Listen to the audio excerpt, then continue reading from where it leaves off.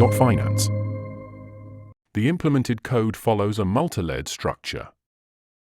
According to this, the code is located in submodules. Endpoint, it's the presentation layer. There is a REST controller and a mapper to map data transfer objects to service data transfer objects. This submodule has a dependency on the Service API submodule. Service API, this submodule contains service data transfer objects, exception classes, permissions class, and services interfaces.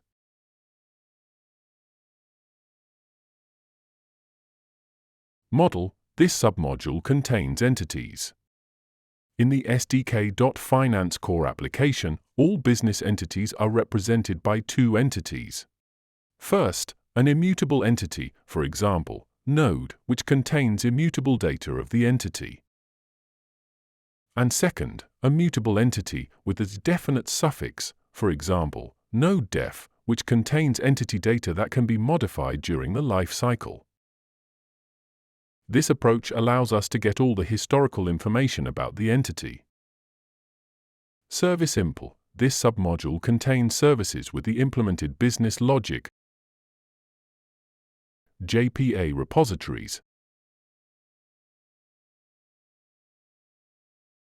service mappers to map between entities and service data transfer objects, configurations related to the functionality implemented in this module, a list of DB migration scripts,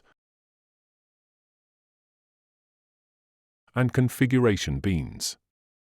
This submodule has dependencies on the Service API and model submodules. The multi-layered architecture prevents direct access to the business logic from the presentation layer. Each layer has a specific responsibility, making the code easier to understand and maintain.